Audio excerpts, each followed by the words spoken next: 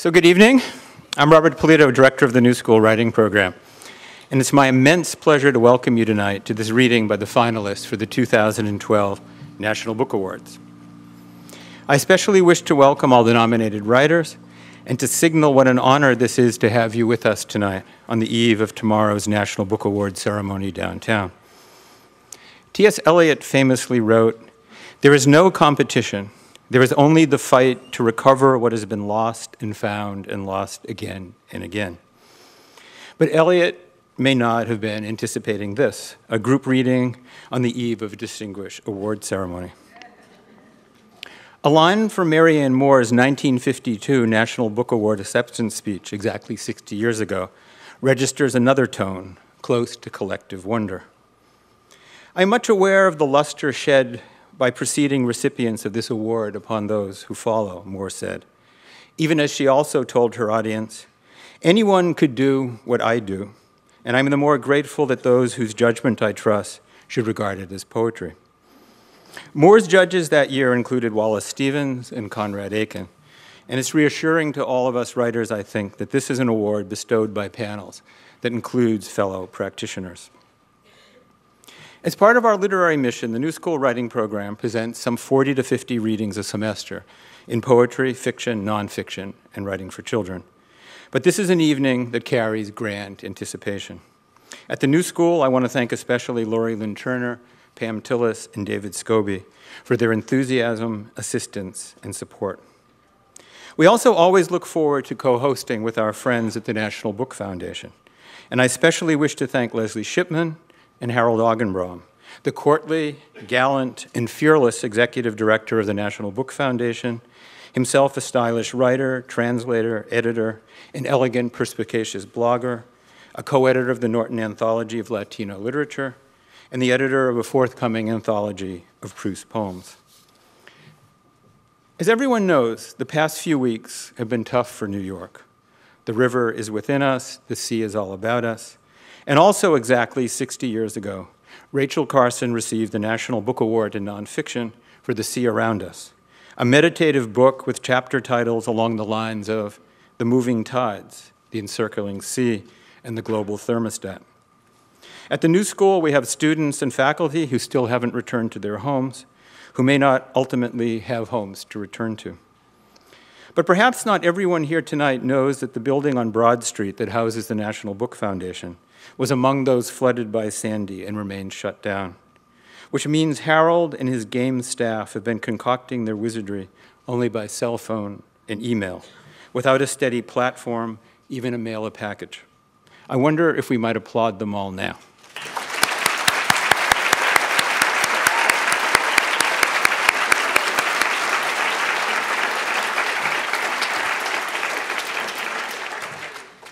I thought as a way into this evening's program, I would read a short passage from another of those 1952 nominated books, William Carlos Williams Patterson, from a sequence called The Library.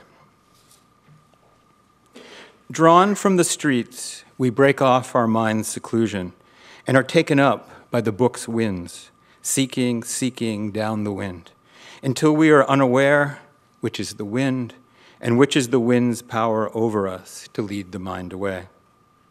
And there grows in the mind a scent, it may be, of locust blossoms, whose perfume is itself a wind moving to lead the mind away, through which, below the cataract soon to be dry, the river whirls and eddies, first recollected. Spent from wandering the useless streets these months, faces folded against him like a clover at nightfall, something has brought him back to his own mind, in which a falls, unseen, tumbles and rights itself and refalls, and does not cease, falling and refalling with a roar, a reverberation, not of the falls, but of its rumor, unabated.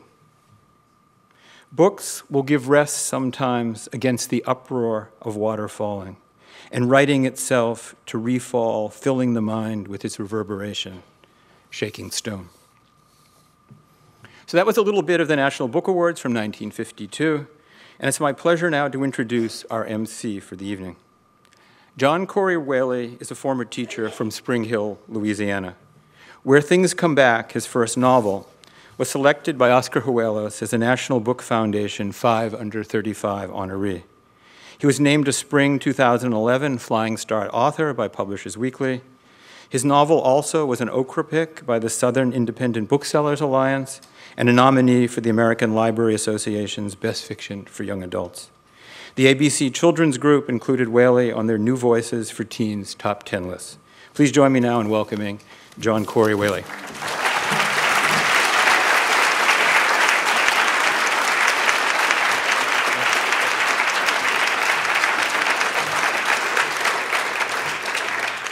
Thank you, Robert. That was a beautiful opening. Thank you. Hi, everyone. So it's a great honor to be joining you all here on this exciting night as we get to welcome these finalists and we get this unique opportunity to hear them read from their works. So I was thinking, when I was invited to MC this thing, that this is all a bit like Christmas, if you'll bear with me. So getting to take part in all these sort of special literary occasions that I only sort of heard wind of as a child, way back in Louisiana. And that got me thinking even further, which can sometimes, and most of the time, lead to problems. And here's what I've decided. The holidays don't start early enough, right?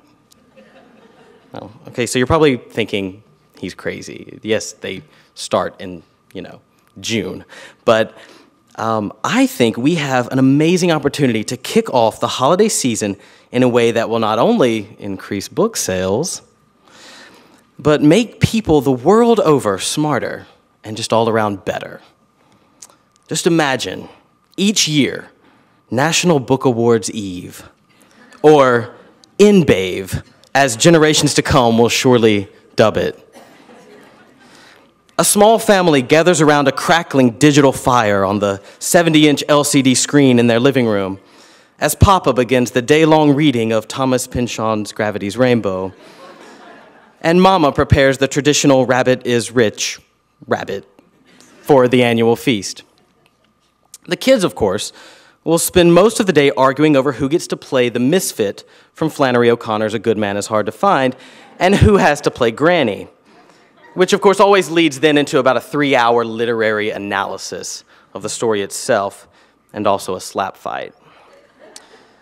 And we end our National Book Awards Eve by predicting the following day's winners and singing the official National Book Awards Eve song, Let the Great World Spin. And that, folks, is how the holidays should start, at least I think.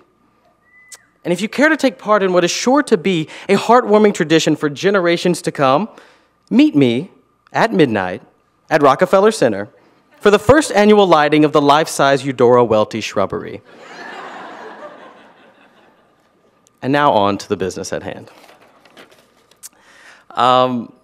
Tonight will be formatted in a very particular way. There will be 5 groups of 4 readers each, 1 reader from each category, those being young people's literature, poetry, nonfiction, and fiction. Each reader will read for approximately 5 minutes, and no longer. Just kidding. Sure, just go 10, 15, we don't care. Now, if you'll please help me welcome our finalists. And finalists, if you would stand and face the audience so we can give you a nice, warm round of applause. And congratulations for your great honor.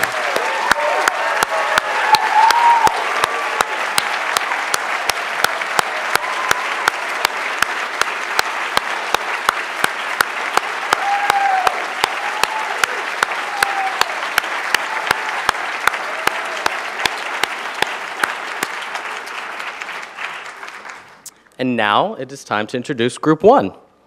Group 1 includes reading for young people's literature, Steve Sheinkin, with the book Bomb, The Race to Build and Still the World's Most Dangerous Weapon, published by Flashpoint, an imprint of Roaring Book Press. A poetry finalist, Susan Wheeler, whose poetry book Meme is published by University of Iowa Press.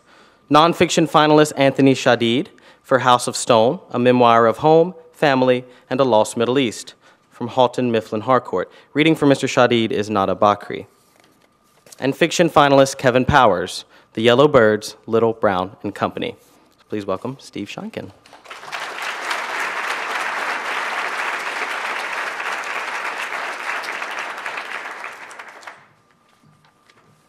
Thanks. This is page 1, so that's all the introduction I'll give. May 22nd, 1950. He had a few more minutes to destroy 17 years of evidence. Still in pajamas, Harry Gold raced around his cluttered bedroom, pulling out desk drawers, tossing boxes out of the closet, and yanking books from the shelves. He was horrified. Everywhere he looked were incriminating papers, a plane ticket stub, a secret report, a letter from a fellow spy. Gold ripped the papers to shreds, carried 2 fistfuls to the bathroom, shoved them into the toilet, and flushed. Then he ran back to his bedroom, grabbed the rest of the pile, and stumbled on slippers down the stairs to the cellar, where he pushed the stuff into the bottom of an overflowing garbage can. The doorbell rang. Gold walked to the door. He took a few deep breaths, trying to slow his heartbeat, then opened the door and saw the men he expected. Federal Bureau of Investigation agents Scott Miller and Richard Brennan. They'd been questioning Gold for days, showing him pictures of known spies, demanding information about his connection to these people. Gold had admitted nothing, insisting he was what he appeared to be, a simple, hard-working chemist who lived with his father and brother and had never been far from his Philadelphia home. Unconvinced, the FBI agents had come to search his house. Gold led the way to his room. Agent Miller sat down at Gold's desk and started opening drawers, sifting through paper piles. Brennan went to work on the sagging bookshelves packed tight with math and science volumes and stacks of paperback novels. Brennan flipped through a paperback, stopping to inspect something stamped on the inside cover, the name of a department store in Rochester, New York. "What's this?" he asked Gold, holding up the open book. "Oh, I don't know," Gold said. "Must have picked it up on a used book counter somewhere. Lord knows where." Then, from a desk drawer, Miller pulled a train schedule for the Washington, Philadelphia, New York, Boston passenger line. Another clue that Gold wasn't the homebody he described. "What's this, Harry?" Miller asked. "Goodness knows," Gold said, shrugging. "Probably picked it up when I went to New York." "This is bad," he said to himself. "Bad, but not terrible." And then came the body blow. Gold watched Brennan slide a thick, tattered copy of Principles of Chemical Engineering from the shelf. Nausea swelled Gold's throat as he saw a light brown, folded street map drop to the floor. To Gold, the map seemed to scream its title in the silent room, New Mexico, Land of Enchantment. "Oh, God," he thought. "So you were never west of the Mississippi," said Brennan, bending down to lift the map. He opened it and saw, at the spot in Santa Fe where the Castillo Street Bridge crosses the Santa Fe River, an X marked in ink. "How about this, Harry?" demanded Brennan. Miller spun from his desk, stood, and watched Gold. Gold needed to speak quickly, he needed to offer an explanation, but he froze. "Give me a minute," he managed, falling heavily into his desk chair. Brennan offered him a cigarette, which he took. Brennan lit it, and Gold drew deeply. "A torrent of thoughts poured through my mind," Gold later said of this moment. The map could be easily explained. He'd just say he loved Western stories, which was true, and that out of curiosity he'd sent to Santa Fe to a museum for the map. Surely they didn't keep records of such requests. No one could prove he was lying. But then he thought about what would happen if he continued claiming innocence. My family, people with whom I worked, my friends, whom I knew, my lifetime friends, they would all rally around me. And how horrible would be their disappointment and the letdown when finally it was shown who I really was. Harry Gold had been living a double life for 17 years. Overwhelmed by exhaustion, he turned to the FBI agents. They were still waiting for an answer. "Yes, I'm the man," Gold said. He slumped a little lower in his chair. "There's a great deal more to the story. It goes way back," he said. "I would like to tell it all." Thanks.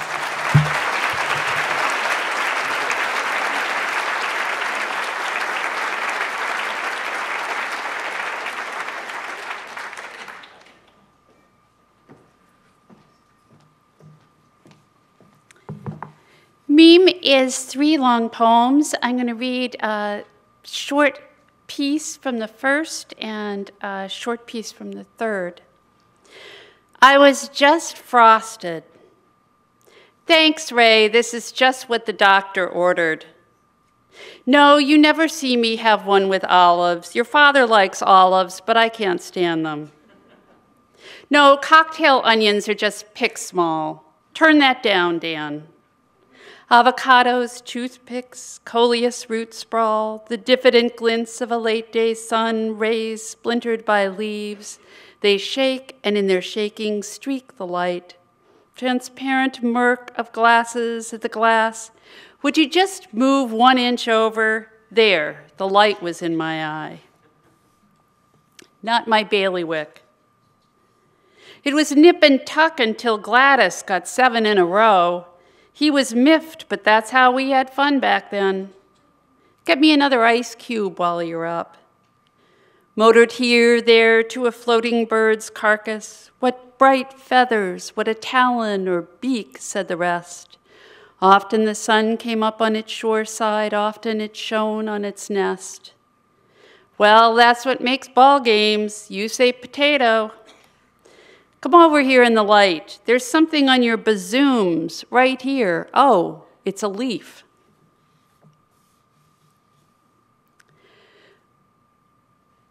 When will you go away, O piercing, piercing wind?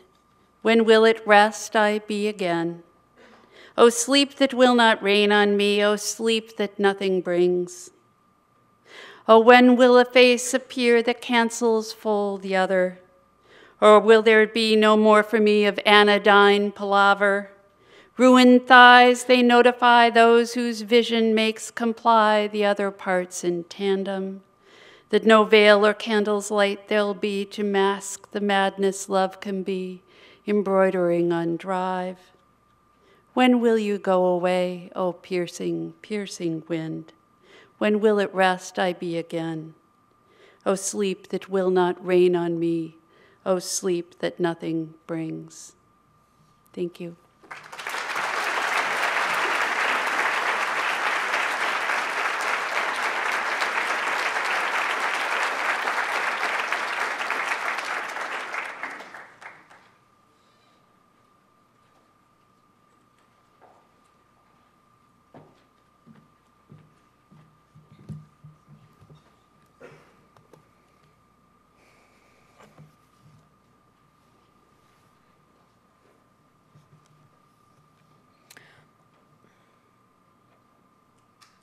Olive trees are ubiquitous.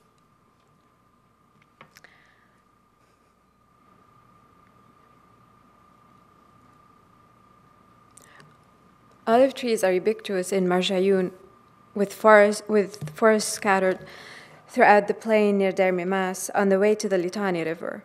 Glowing in the pink light of dusk, the trees are as lonely as they are rugged.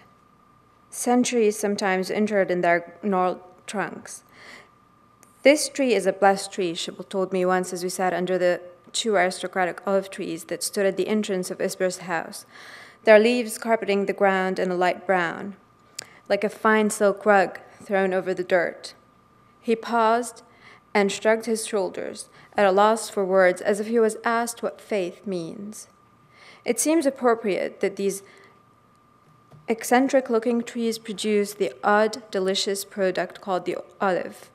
Olives may be the subtlest of fruits, though I had never really considered them until I arrived in Marjayoun, where they are requisite at every meal and often inspire spirited conversations over their origins and attributes.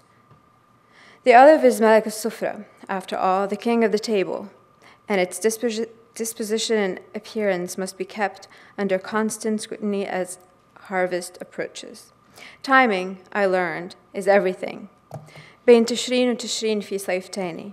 It is said here, between October and November, there is a brief second summer, it means. When autumn sets in and Marjayoun, now emptied of expatriates who had come back to their homes here to flee Beirut's swelter, begins to slumber. The streets are uncrowded, and the town slowed down, though the difference is not radical. Gradually, the light becomes softer, more hesitant, as the olive harvest, running from the end of October through November, begins along a stretch of land that once ran as far as the roads did. Wait for the first train to pick, even the second. I was told time and again when I spoke of harvesting olives from the 2 trees at Isber's house. Shibble and others repeatedly hammered home the point, but I had no patience. I was, after all, American. And there was something admittedly romantic about a harvest that, from afar at least, seemed a soothing ritual for renewal and healing. I had sat under these same trees at the end of war, and now I could pick their fruit in peace, a relative term here. Olives are already littering the ground by October, and each one that fell felt like a loss to me. Impulsively, I began scooping up the best preserved fruit from the dirt each day. I put a few in my pocket every so often, then collected them in a black plastic bag. There's something intrinsically aggressive in a harvest. The tree is pillaged, the crop destroyed, the vines stripped. A tarp is set on the ground, and the branches of the trees are beaten with a stick until the trees relent and surrender their fruit. Perhaps I'm too sentimental, but I couldn't do that to the 2-century-old trees that my grandmother once gazed upon, so I handpicked the olives instead, one by one. I purchased a ladder and a light blue tarp, brought a lunch of chicken, grilled tomatoes, coleslaw, and pickles. Then it was time to begin. Early, yes, but who's counting? Engrossed in the colors, I tangled myself in branches, the purple hues of the more mature brown olives melded with the tree's bark, their shadows enveloping others. The green of the younger fruit fluttered against the silver tint of the leaves. At every turn, I stretched, trying to grab the olive at the end of the branch, bowing gracefully over the street. The harvest soon took on a meditative quality. Afternoon was the most peaceful part of the day in Marjayoun. Families napped after their traditionally substantial lunches. I hardly heard a sound around me. There were no birds or bugs, no chatter, only the silence of a small place and the wind whispering. I twisted the ladder in every direction, ascending higher into the first tree, dropping olive after olive in a plastic bag tied to my waist. The ladder teetered as I reached for the fruit. The bag eventually bulged. Within a few hours, just a few last olives remained. They were reachable only if I had climbed the tree. I did, clambering up branches that were deceptively strong. I leaned and stretched, holding my breath and squinting, then pulled branches toward me before surrendering and calling a truce of sorts. I told myself again, not everything would be mine. The rest of the olives would wither on the tree as they had for so many years before, dusty and bare, dangling from branches I couldn't reach. Those are my aunt's trees. Georges Abla, well into his 90s, shouted at me as I relented. He was my great-grandmother's nephew, wearing a freight suit jacket and a woven blue hat with what resembled a cotton ball on top. He had stopped to admire the trees from the street, leaning on his wooden cane. I smiled at him. By dusk, I was finished, and I sat under the trees. My forearms, shoulders, and back were scratched by the coy branches near the tree's crown. Dust clung to my beard. The village remained quiet, and the house felt empty and haunted. The diminishing light angled from the west, casting a shadow that unveiled the house's desolation and abandonment, spilling forth everywhere. The reconstruction already felt overwhelming, a feeling exasperated by Aboujan's tendency to turn every minor job or adjustment into an adventure or calamity, along with litany of promises by workers who failed to show up. The house is still a remnant of another time, an artifact in a way, but sitting here, after an impetuously early harvest, I felt a simple connection, even if it was merely picking olive trees that belonged to the past.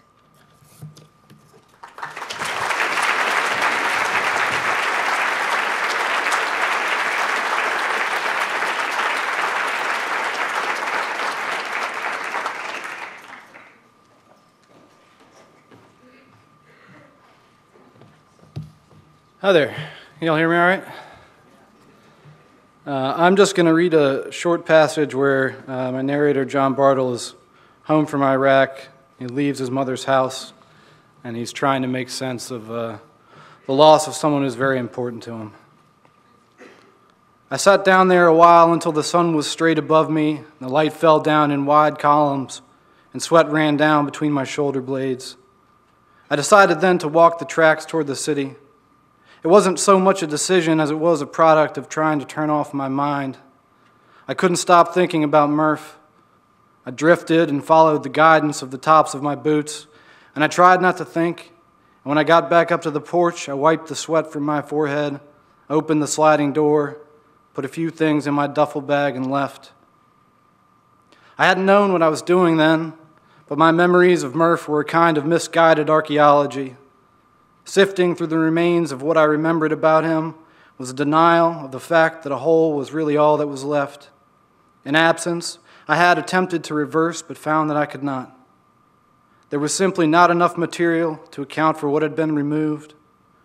The closer I got to reconstructing him in my mind, the more the picture I was trying to recreate receded.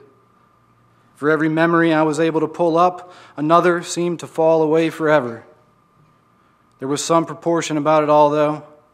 It was like trying to put a puzzle together from behind. The shapes familiar, the picture quickly fading, the muted tan of the cardboard backing a tease at wholeness and completion. I'd think of a time when we sat in the evening in the guard tower, watching the war go by in streaks of red and green and other, briefer lights. And he'd tell me of an afternoon in the little hillside apple orchard that his mother worked, the turn and flash of a paring knife along a wrap of gauze as they grafted uppers to rootstocks, new branches to blossom. Or the time he saw but could not explain his awe when his father brought a dozen caged canaries home from the mine and let them loose in the hollow where they lived. How the canaries only flitted and sang a while before perching back atop their cages, which had been arranged in rows, his father likely thinking that the birds would not return by choice to their captivity, and that the cages should be used for something else, a pretty bed for vegetables, perhaps a place to string up candles between the trees. And in what strange silences the world worked, Murph must have wondered, as the birds settled peaceably in their formation and ceased to sing. And I'd try to recall things until nothing came, which I quickly found was my only certainty, until what was left of him was a sketch in shadow, a skeleton falling apart, and my friend Murph was no more friend to me than the strangest stranger. My missing him became a grave that could not be filled or leveled, just a faded blemish in a field, and a damn poor substitute for grief, as graves so often are. Thank you very much.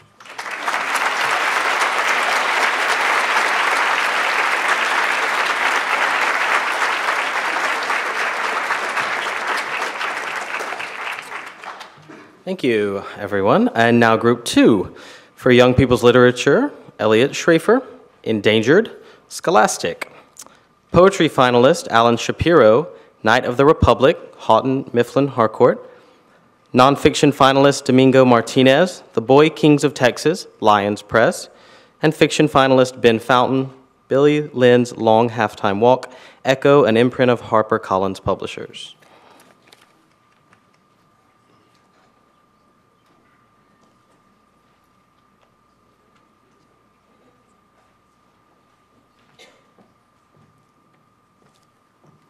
Hello. I'm somewhat shameless about bonobos. I fell in love with them 2 years ago. Previously, when anthropologists looked to our origins, they looked to the chimpanzee, who shares 98.7% of our DNA. But bonobos actually also share 98.7% of our DNA, but they are so shy that they're in the deepest forests of the Democratic Republic of Congo. When I found out about them, I was actually very inspired because they are an alternate model for where we might have come from. Unlike the chimpanzees, bonobos are matriarchal. They live in largely peaceful societies in which there isn't infanticide and the killing of other troops, mainly through the social connections between the females. But the irony is they exist only in the most war-torn country on earth. Congo is home to the worst conflict since World War II, with 5.4 million people who have died. And so that central paradox is what brought me to read Endangered, to write Endangered. And I'm going to read from it right now. This is from the very beginning of the book. Concrete can rot. It turns green and black before crumbling away.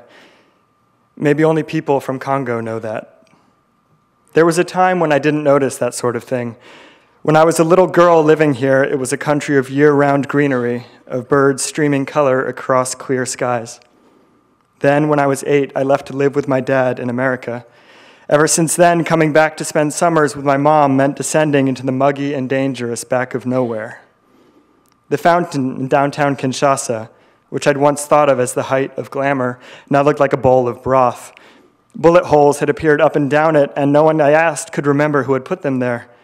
When I looked closely, the pockmarks overlapped. The Democratic Republic of Congo, where even the bullet holes have bullet holes.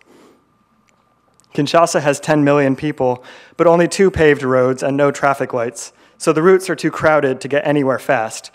Almost as soon as the driver left the house to take me to my mom's sanctuary, we were stuck in traffic, inching by a barricade. A police roadblock wasn't common, but not all that unusual either. Some of the Kinshasa police were for real, and some were random guys in stolen uniforms looking for bribes. There was no way to tell the difference, and it didn't much change the way you dealt with them. Show your ID through the windshield. Do not stop the car. Do not roll down the window. Do not follow if they try to lead you anywhere. A man was approaching each car as it slowed.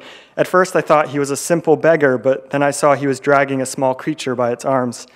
I crawled over the gear shift and into the front seat to see better. It was a baby ape. As the man neared each car, he yanked upward so that it opened its mouth into a wide grin, feet pinwheeling as it tried to find the ground. The man had a lame foot but got around agilely, his scabby stump pivoting and tilting as he maneuvered. Behind him was a rusty bike with a wooden crate lashed to the back, which he must have been using to transport the ape. Sophie gets out of the car and approaches the vendor and recognizes that it's a bonobo. The man released the bonobo. The little ape sat down tiredly in the dirt and lowered his arms, wincing as his sore muscles relaxed. I kneeled and reached out to him. The bonobo glanced at his master before working up the energy to stand and toddle over to me. He leaned against my shin for a moment, then extended his arms to be picked up. I lifted him easily, and he hugged himself to me, his fragile arms as light as a necklace. I could make out his individual ribs under my fingers, could feel his heart flutter against my throat. He pressed his lips against my cheek, I guess to get as close as possible to my skin, and only then did I hear his faint cries. He'd been making them for so long that his voice was gone. "Do you like him?" the man asked. "You want a playmate?" "My mom runs the bonobo sanctuary up the road," I said. "I'm sure she'd love to care for him." Worry passed over the man's face. He smiled nervously. "He is my friend. I have not harmed him. Look, he likes you. He wants to live with you. He wants to braid your hair." He knew the way to a Congolese girl's heart. The man began to plead. "Please, La Blanche, I have traveled 6 weeks down the river to bring this monkey here. There was a storm and I lost all my other goods. If you do not buy the bonobo, my family will starve." "No," Clement said to the man. "Take the bonobo back." Reluctantly, the trader reached out. I could feel the weak legs wrapped around my belly tense and tremble. I'd seen it at my mom's sanctuary. Young bonobos spend years hanging on to their mothers. Without that constant affection, they die. The baby had spent weeks with this man, but he already preferred to be with me. What did that say about how he'd been treated? He had probably been in that cage the whole time with nothing warm to touch. If I let him be pulled off me, the cage was right back where he'd go.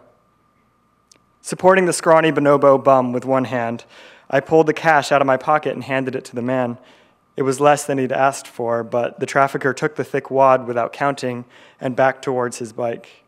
"Te, papa," Clement called after him. "We will not buy this bonobo. Come back." I buried my face into the baby's neck, felt his pulse beat its hot and fragile rhythm. The transaction finished, the trader got on his bike and cycled away. Thank you.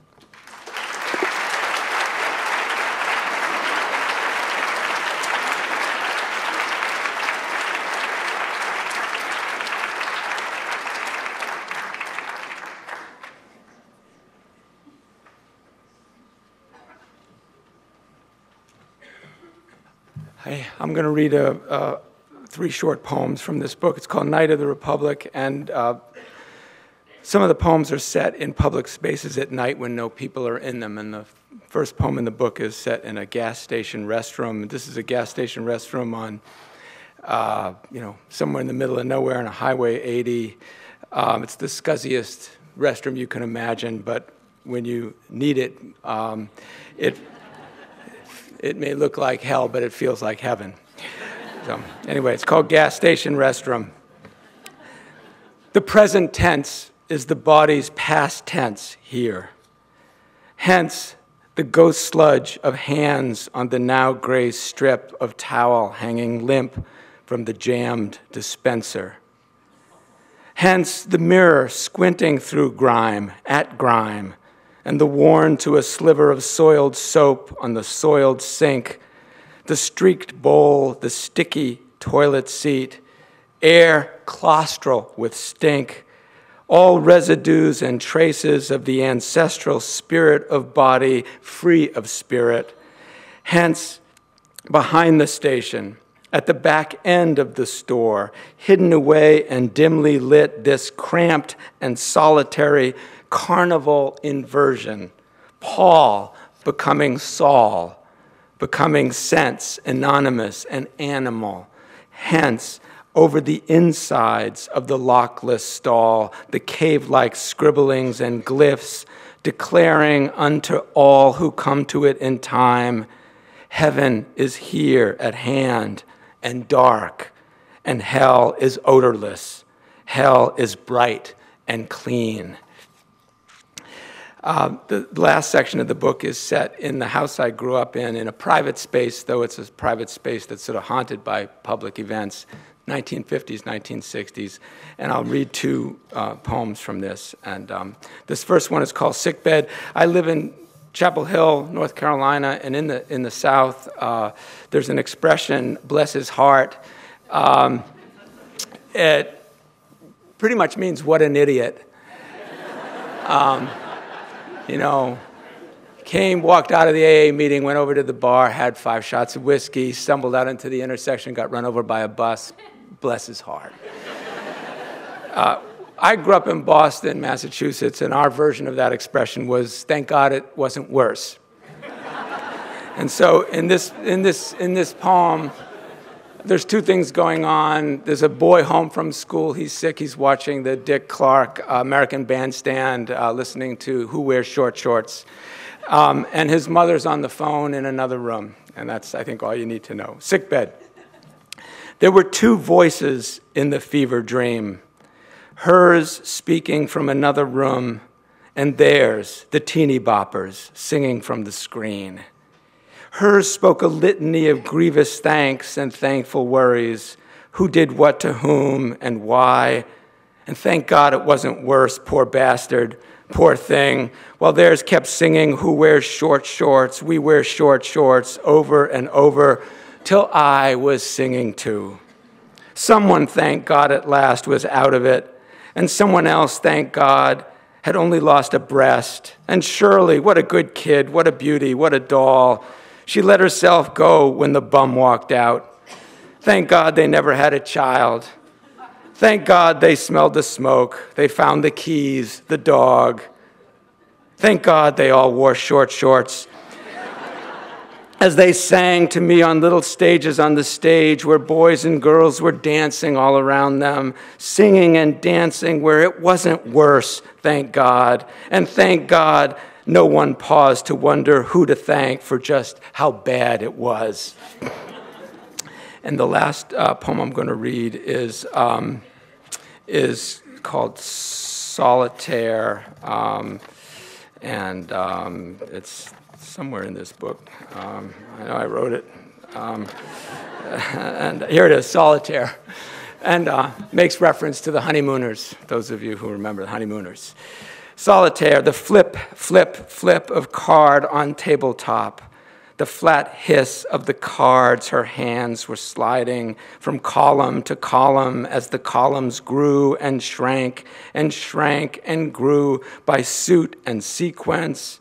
Her face unsmiling, fixed in it, staring down at the unsmiling faces of the queen, the king, the jack that stared back up at her from the wrong column or the wrong order, the royal family broken apart and scattered, unable without her help to reunite.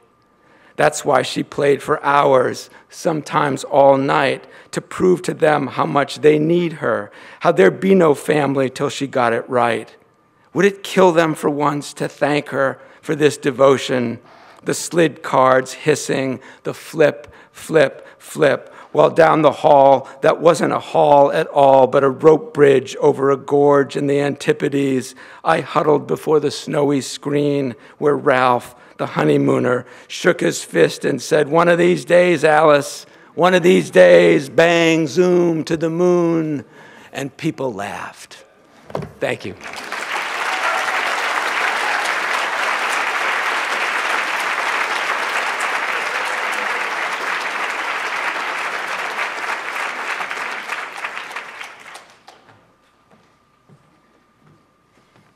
Hi.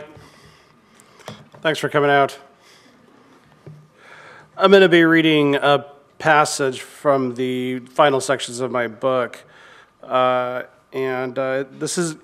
was one of the actually earlier stories that I had written, and then I kind of had to work backwards from that to kind of fill in the rest of the gaps. And this is primarily how most of this book was kind of constructed, was with my brother Dan and myself. We're at this point living in Seattle, and how we passed the time is just talking about all the things that had happened to us when we were growing up. And because it's an early passage, there's no Spanish in it because I didn't remember I was bilingual until about 10 years ago. This is when we really had the chance to talk about growing up, about our horribly complicated feelings about Dad, about Grandma and Mom and our sisters, who were thriving and lovely and were having lovelier children. Dan and I never used the word sacrificed, but it was the picture that we reluctantly painted as adults, inherently adverse to the idea of victimhood. We turned our noses up at people who claimed to be victims. It was unmacho. And yet, as we continue talking about what had happened to us, how we had been raised in the typical barrio mentality, that as boys, as the indentured children of Mexican peasants, it was evident that Dan and I had been sacrificed so our sisters could marry upward. And it had worked. Our sisters were doing very well, thriving with good husbands, and we struggled with being happy for them, excited for them. Our hearts were twisted with resentment as he and I dug in and embraced fully the addiction and alcoholism and crap machismo that would be the only thing we would ever inherit from our father. As such, some evenings would get downright maudlin. There was one night when Dan was cooking something in the halogen kitchen, and things had been happy enough that day that I was comfortable entertaining him, chatting idly and telling stories while drinking beer and rolling an occasional joint. There had already been some days when the emotional rot had started squelching through, and we'd become terrifically hostile to one another, Dan and me. He'd clamber upright onto his cast, grab his crutches, and make like he wanted to hit me. And I would look at him, bewildered, bemused, backpedaling and taken aback. Dan and I would never get violent with one another.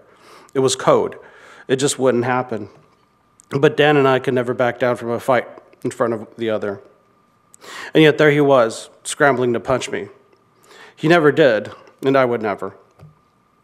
Those days, the apartment would grow with resentment and tension, ready to burst in conflagration at the first available oxygen. But this evening, things have been great. We're watching HBO, and there's something on the TV that reminds us of the time I broke my arm when I was 15 in high school. It was a Sunday, Dan says. Oh, yeah. I respond, sorry, I missed the line here. I snapped right into the memory. It was indeed a Sunday. Street ball with all the boys from Hannah High School varsity and junior varsity, and I was the only freshman allowed to play because Dan was the sophomore in the varsity team, and he was my older brother.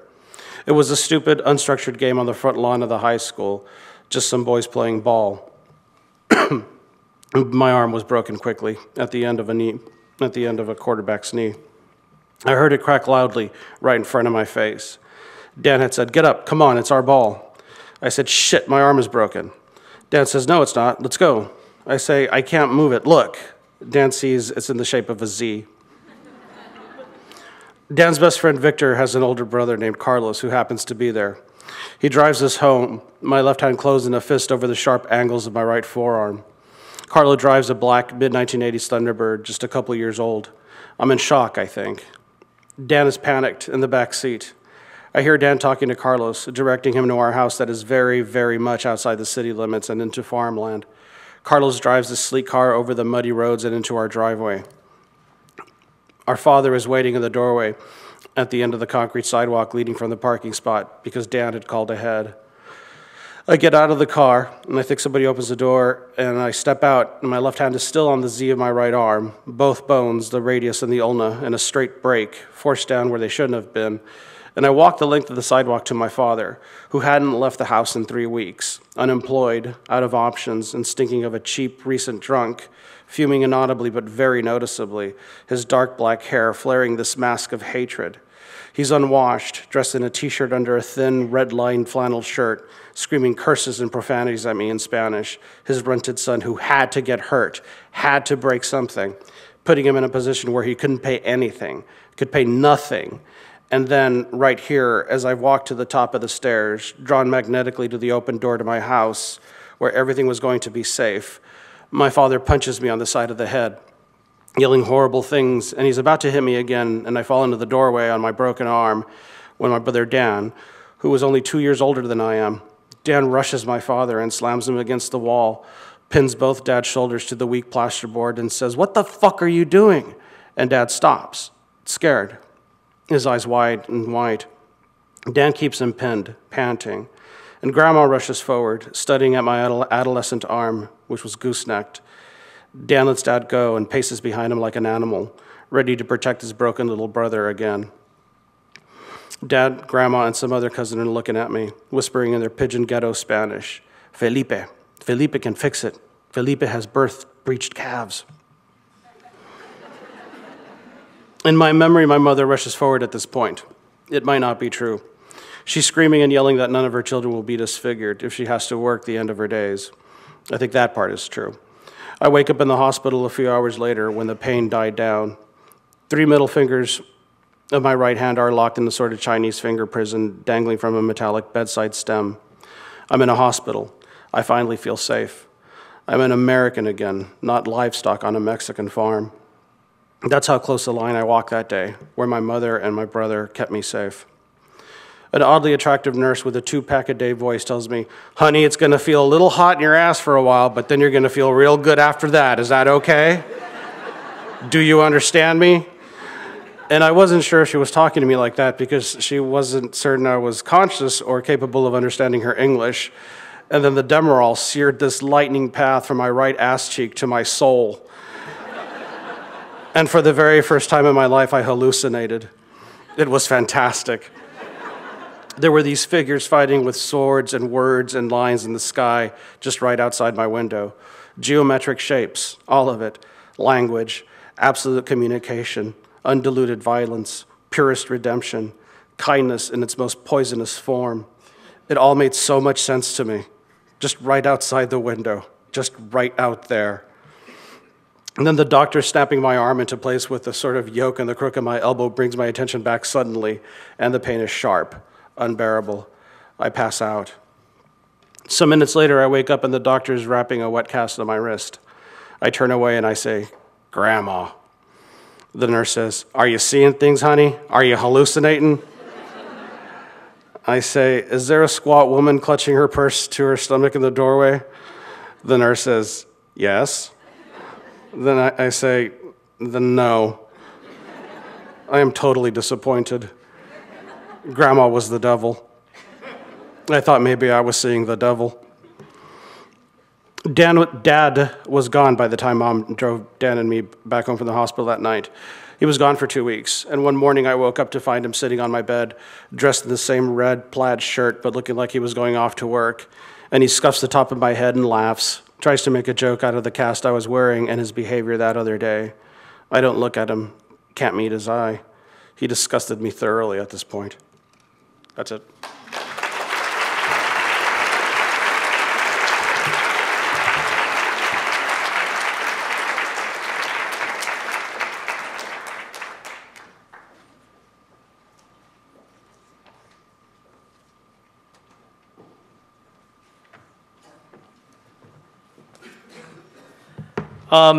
Billy Lynn's long halftime walk takes place during the Iraq War over the course of one day at the old Texas Stadium where the Cowboys used to play.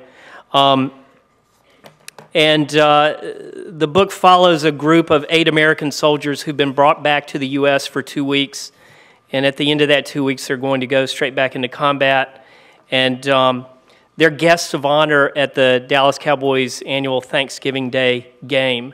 And so I'm going to read a short passage from a scene where the 8 Bravos are being served Thanksgiving Day lunch in the Stadium Club.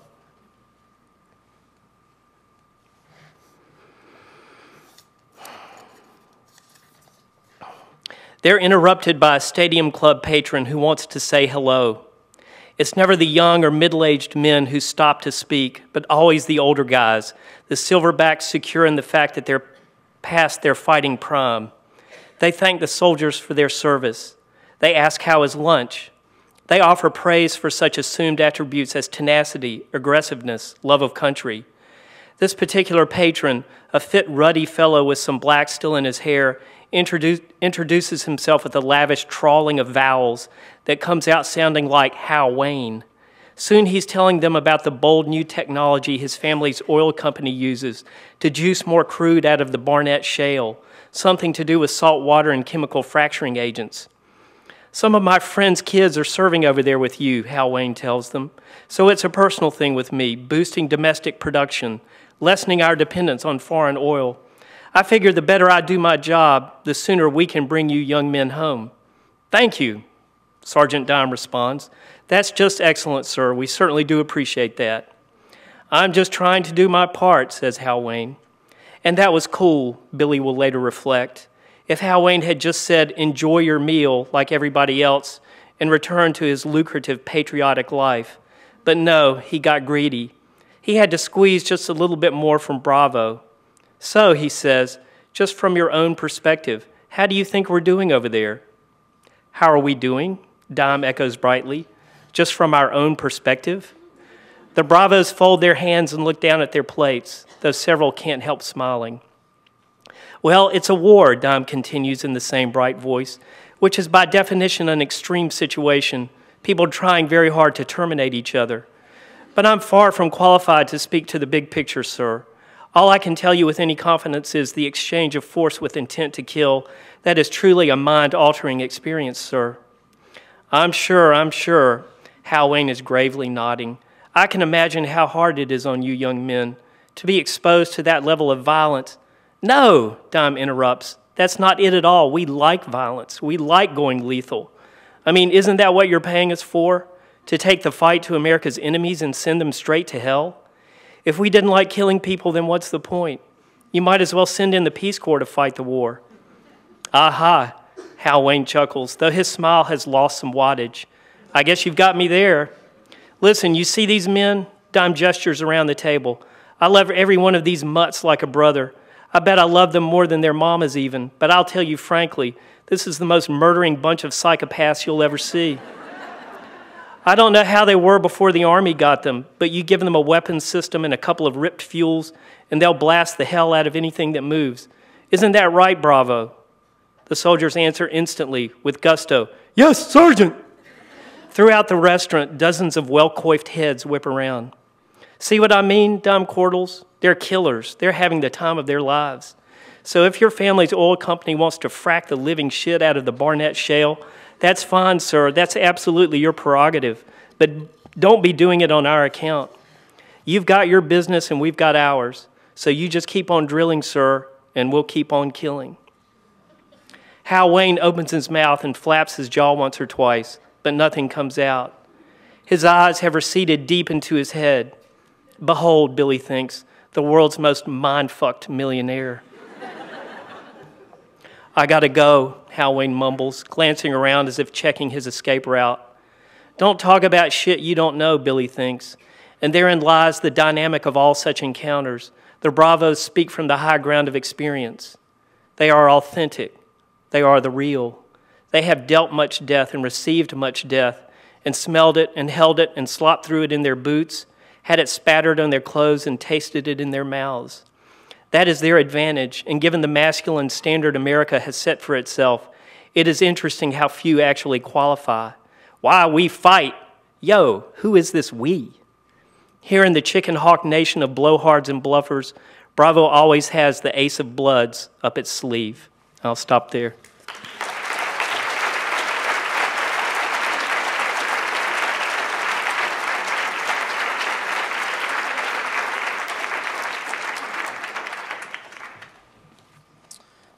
Now I'll introduce Group 3. Young People's Literature finalist Patricia McCormick for Never Fall Down, Balzer and Bray, an imprint of HarperCollins Publishers. Poetry finalist Tim Siebels, Fast Animal, Etruscan Press. Nonfiction finalist Robert A. Caro, The Passage of Power, The Years of Lyndon Johnson, Volume 4, Alfred A. Knopf. Fiction finalist Louise Erdrich, The Roundhouse, Harper, an imprint of HarperCollins Publishers.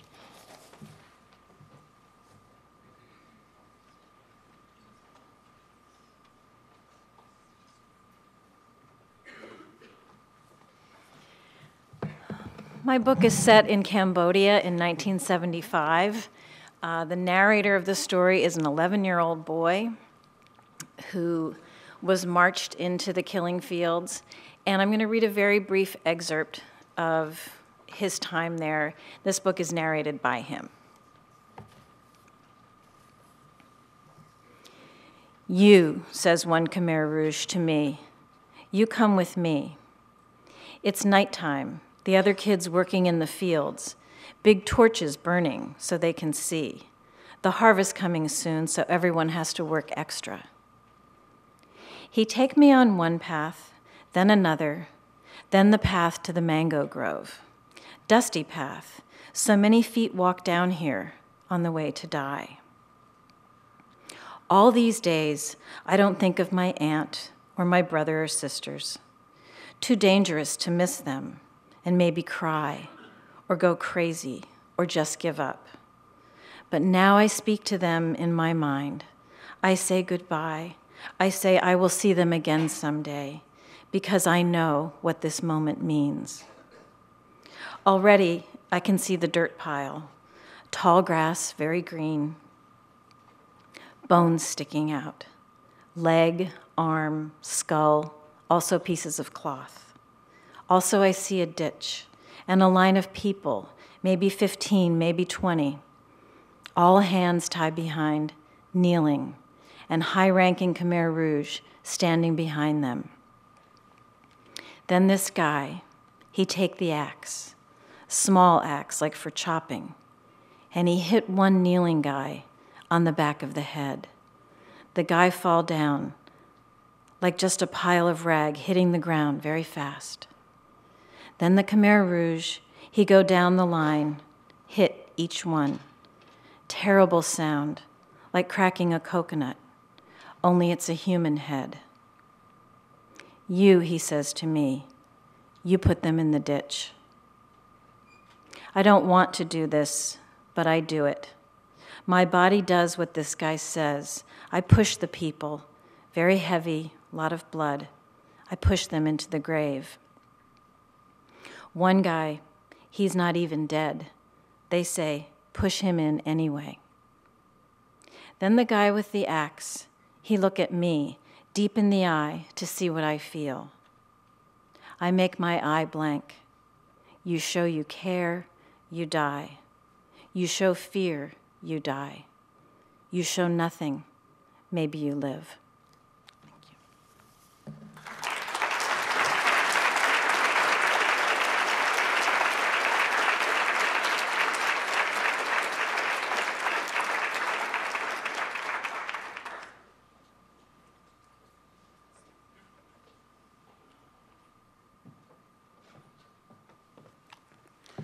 I'm going to read this poem. It's called Ode to My Hands. And I'll just say this about it.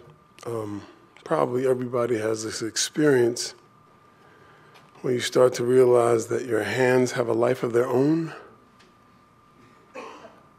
Like when you catch yourself talking and your hands are doing whatever they do, and you don't make any decision about it, you know. Ode to my hands. Five-legged pocket spiders, knuckled starfish, grabbers of forks. Why do I forget that you love me? Your willingness to button my shirts, tie my shoes, even scratch my head, which throbs like a traffic jam, each thought leaning on its horn. I see you waiting any place, always at the ends of my arms, for the doctor, for the movie to begin, for freedom. So silent, such patience, testing the world with your bold myopia. Faithful, ready to reach out at my softest suggestion, to fly up like two birds when I speak. Two brown thrashers brandishing verbs like twigs in your beaks. Lifting my speech the way pepper springs the tongue from slumber. Oh, If only people knew the unrestrained innocence of your intentions. Each finger a cappella, singing a song that rings like rain before it falls, that never falls. Such harmony, the bass thumb, the pinky's soprano, the three tenors in between. Kind quintet times two, rowing my heart like a little boat upon whose wooden seat I sit, strummed by sorrow. Or maybe I misread you completely, and you are dreaming a tangerine, one particular hot tamale, a fabulous banana to peel suggestively, like thigh-high stockings, grinning as only hands can grin down the legs.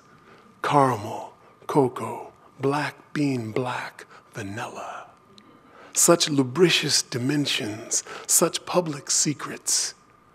Women sailing the streets with God's breath at their backs. Think of it. No. Yes. Let my brains sweat. Make my veins whimper. Without you, my five-hearted fiends, my five-headed hydras, what of my mischievous history? The possibilities suddenly impossible, feelings not felt, rememberings unremembered, all the touches untouched, the gallant strain of a pilfered ant, tiny muscles flexed with fight, the gritty sidewalk slapped after a slip, the pulled weed, the plucked flower, a buttercup held beneath dawn's chin, the purest kiss, the caught grasshopper's kick, honey, chalk, charcoal, the solos teased from guitar. Once I played viola for a year and never stopped to thank you, my two angry sisters, my two hungry men. But you knew, I just wanted to know what the strings would say concerning my soul, my whelming solipsism, this perpetual solstice where 1 + 1 equals everything.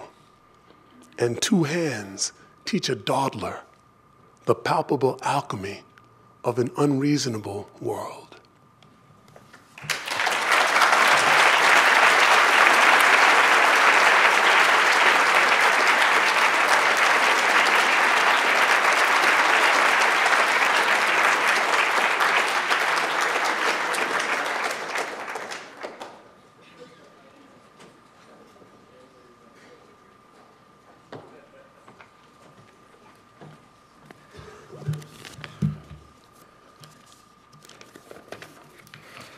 This is about the Sunday after John F. Kennedy was assassinated, on which his body was moved from the White House to lie in state in the Capitol.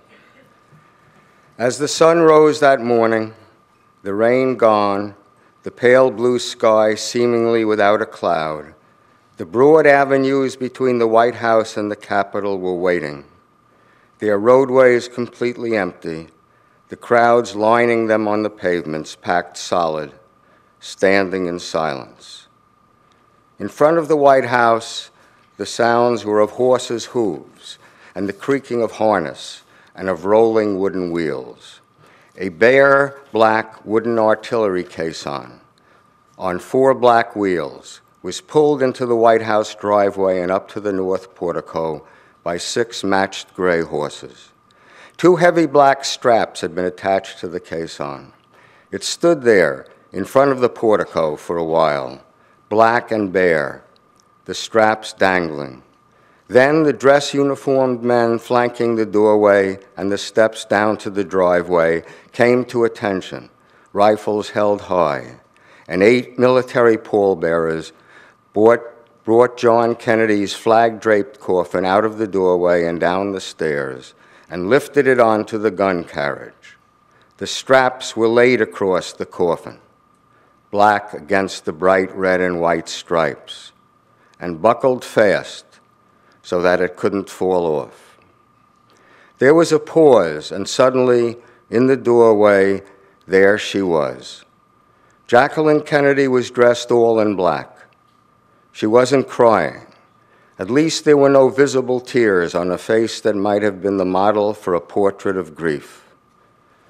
On either side of her was a small figure dressed in a sky blue coat, and she took her children's hands. Standing behind her, a little to the side, was Robert Kennedy, expressionless, still as a statue. They stood there while the caisson began to move away down the driveway toward Pennsylvania Avenue. A black limousine pulled into the portico, and the Kennedys walked down the steps and got into it. Behind them, in the doorway, the figures of Lyndon Johnson and Lady Bird came into view and came down the steps. They and the Kennedys were to ride in the same car together. They got in, Jackie and Lyndon in the rear seat, with Caroline and John Jr. sitting next to their mother, Lady Bird and Robert Kennedy in the jump seats. The car pulled slowly down the driveway behind the caisson. And as the caisson came out, between the gates, the drums began. Few people in Washington, few people in America perhaps, had ever heard the sound of muffled drums. The tension on each drum head loosened so that the resonance was deadened. With the whole corps playing muffled drums as they were playing now, the roll of those drums filled the air, melancholy, ominous, final. And it was to that sound that the caisson came out onto Pennsylvania Avenue to take its place in a column. Ahead of it in the column, after the drum corps, priests marching abreast, 3 of them with their black robes billowing behind, warriors marching abreast, their medals glinting in the sun, the Joint Chiefs of Staff, other generals, other admirals, a company of sailors with fixed shining bayonets, an honor guard carrying the flag of the dead president's country. And just behind the caisson bearing the dead president, carried by a single tall sailor, Jack Kennedy's own flag, the presidential standard. Shielded by the portico, the standard had hung limp. But as it came out between the gates, it was caught by a gust of wind, so that it blew straight out, and the golden presidential seal stood out for a moment, bold against the navy blue background. Behind that flag came a riderless horse, a magnificent tall black gelding, a sword hanging from the saddle. But in the stirrups, boots turned backward to symbolize the fact that his fallen rider would never ride again. Since the days of Genghis Khan and Tamerlane, a riderless horse with boots reversed had followed fallen chieftains to their graves. Black Jack was a restless animal, always hard to control. He was prancing nervously now, tossing his head, trying to rear against the bit. Following him came the limousine carrying the Johnsons and the Kennedys, and then a line of other limousines. After 3 blocks, the procession wheeled around the corner by the Treasury building. And suddenly, facing the marchers a mile away, rearing up, huge, gleaming, almost dazzlingly white against the clear blue sky, thrusting up out of a base so long that it seemed to fill the horizon, was the dome of the Capitol. Stretching along the Capitol's base were tall white marble columns, and the pilasters that are the echoes of columns, and the dome was circled with columns too.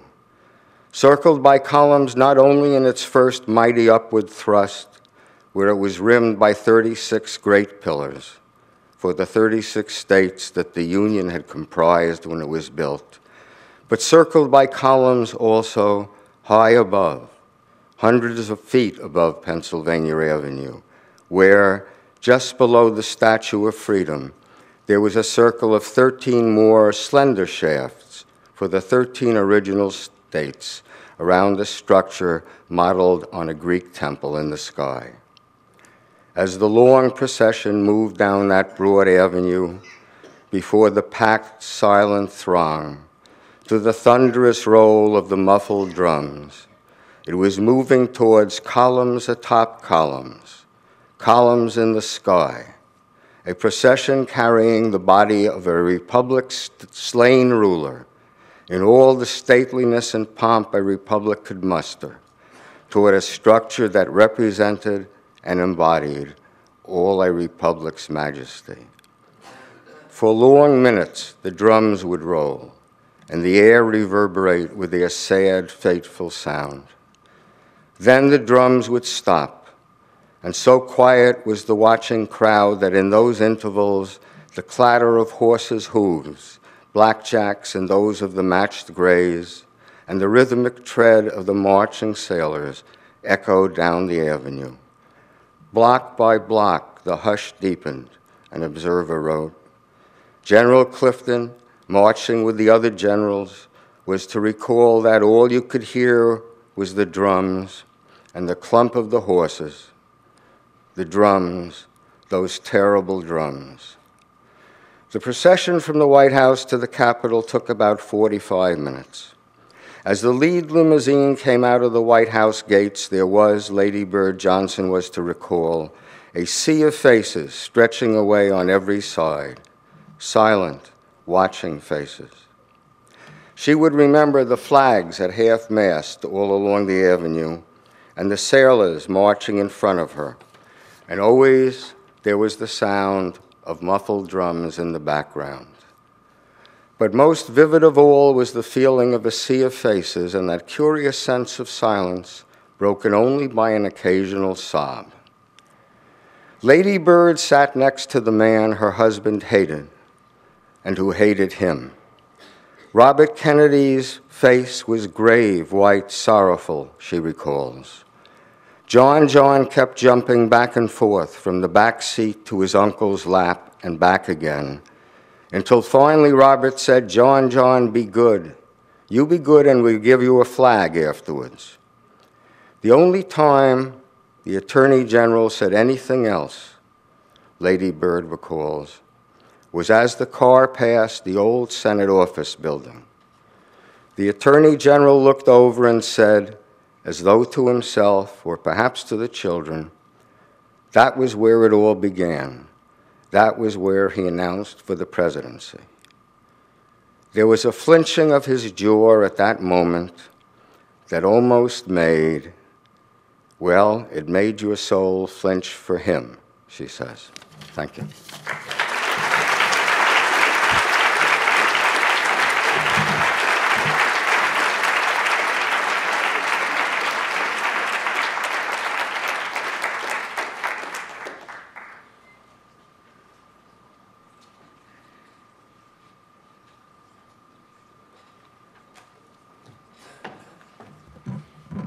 Hi, everyone. Thanks for coming out tonight.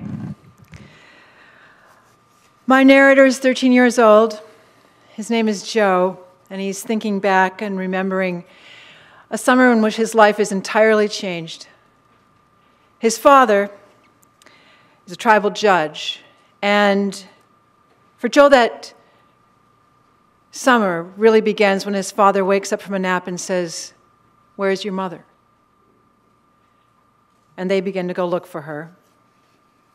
They take a car, then they find and see her. There. She whizzed by us in the other lane, riveted, driving over the speed limit, anxious to get back home to us. But here we were. We laughed at her set face as we did a U-turn there on the highway and followed her, eating her dust. She's mad. My father laughed, so relieved. See? I told you, she forgot. Went to the grocery, forgot it was closed. Mad, she wasted gas. Oh, Geraldine.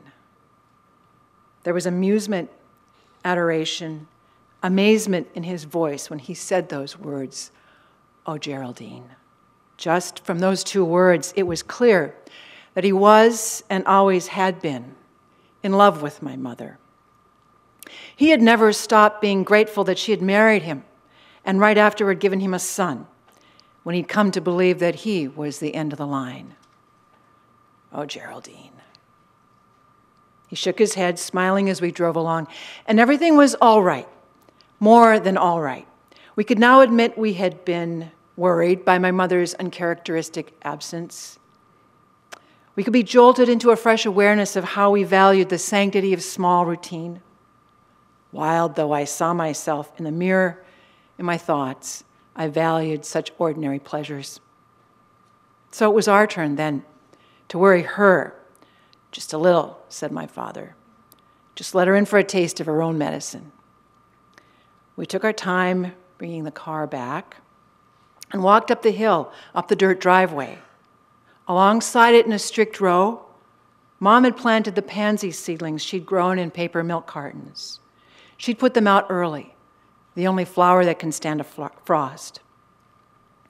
As we came up the drive, we saw that she was still in the car, sitting in the driver's seat before the blank wall of the garage door. My father started running, and I could see it too in the set of her body, something fixed, rigid, wrong. When he got to the car, he opened the driver's side door. Her hands were clenched on the wheel, and she was staring blindly ahead, as she had been when we passed her going the opposite way on the road. We'd seen her intent stare, and we'd laughed then. She's mad at the wasted gas. I was behind my father, careful even then to step over the scalloped pansy leaves and buds. He put his hands on hers and carefully pried her fingers off the steering wheel. Cradling her elbows, he lifted her from the car and supported her as she shifted toward him, still bent in the shape of the car seat. She slumped against him, stared past me. There was vomit down the front of her dress, and soaking her skirt and soaking the gray cloth of the car seat, her dark blood. Go down to your aunt, said my father. Go down there and say I'm taking your mother straight to emergency. Tell them to follow. With one hand, he opened the door to the back seat, and then, as though they were dancing in some awful way, he maneuvered Mom to the edge of the seat and very slowly laid her back, helped her turn over on her side. She was silent, though now she moistened her cracked, bleeding lips with the tip of her tongue. I saw her blink, a little frown. Her face was beginning to swell. I went around to the other side and got in with her. I lifted her head and slid my leg underneath. I sat with her, holding my arm over her shoulder. She vibrated with a steady shudder, like a switch had been flipped inside. A strong smell rose from her, vomit and something else like gas or kerosene. I'll drop you off down there, my father said, backing out, the car tires screeching. No, I'm coming too. I've got to hold on to her. We'll call from the hospital.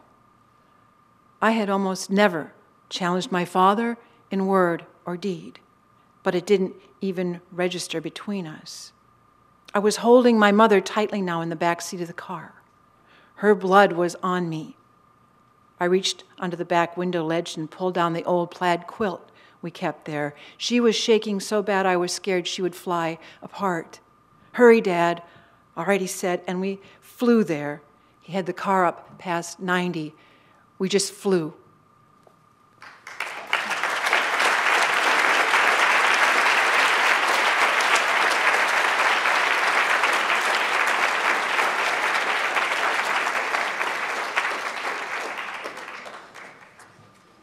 And we're now going to take about a 5-minute intermission. All right, and now on to groups 4 and 5. In group 4, we have Young People's Literature finalist Carrie Arcos for Out of Reach, Simon Pulse, an imprint of Simon & Schuster Children's Publishing. We have poetry finalist Cynthia Huntington, Heavenly Bodies, Southern Illinois University Press. Nonfiction finalist Catherine Boo, Behind the Beautiful Forevers, Life, Death, and Hope in a Mumbai Undercity, Random House. And fiction finalist Dave Eggers, A Hologram for the King, McSweeney's Books.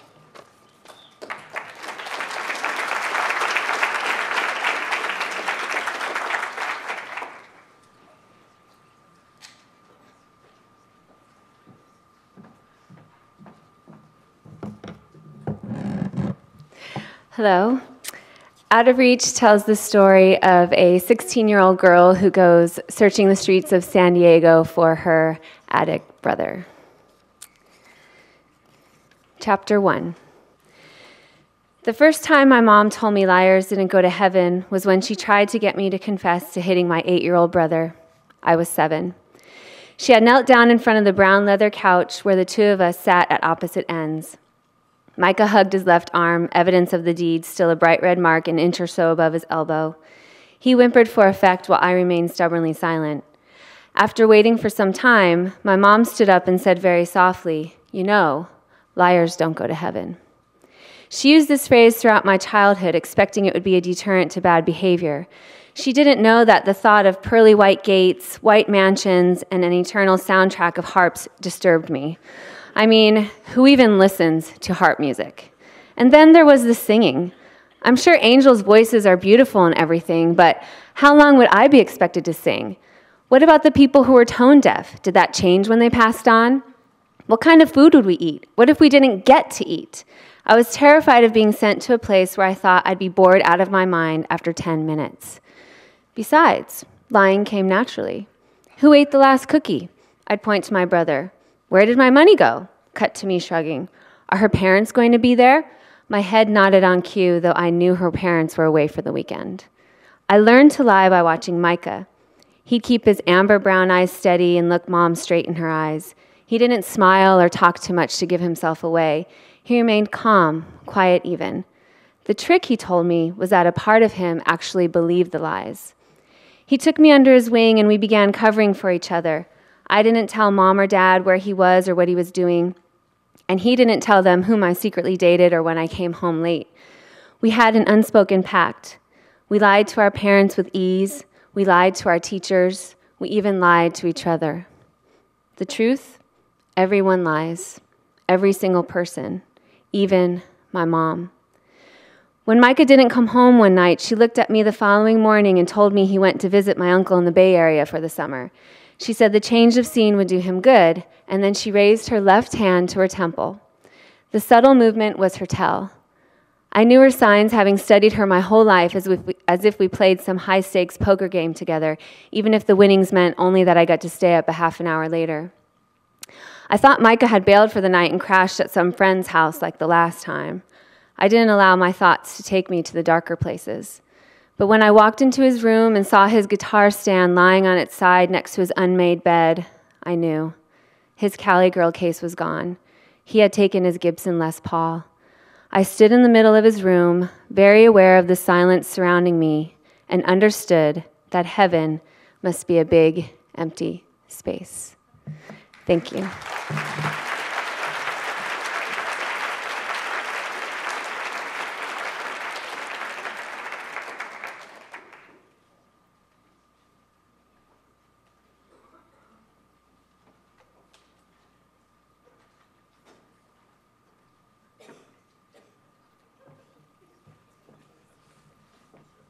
Cinderella. At least I didn't fall down. Oh.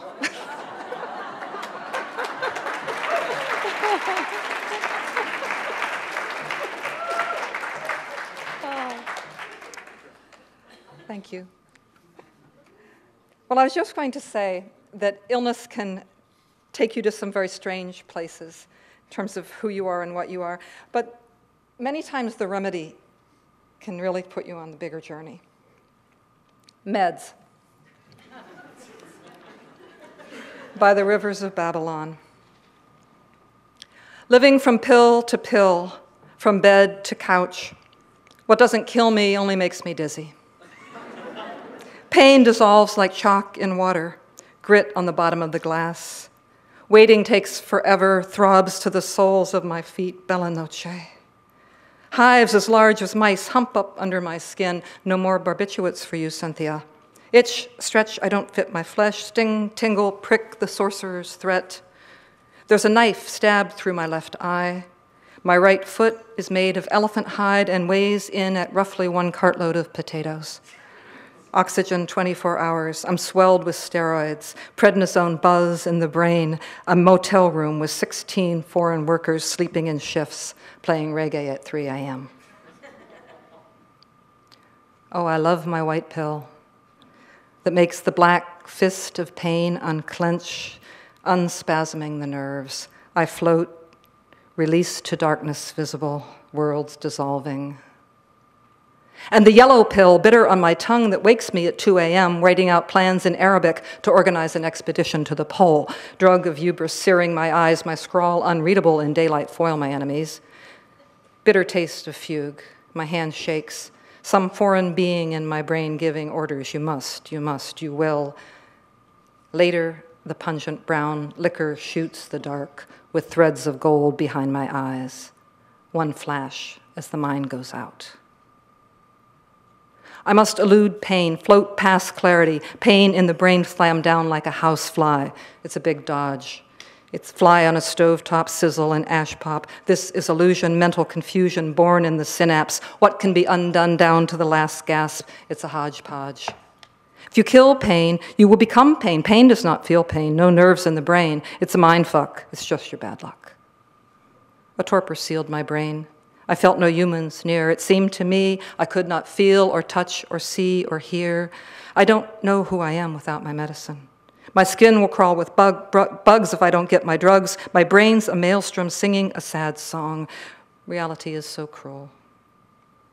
Prednisone, oh prednisone, so fast my mind racing, never tasting rest, razzle dazzle, raz fist bitch, piss bitch switch. Wait, the fit will pass. Percodan, Percocet. Let you go, let you rest.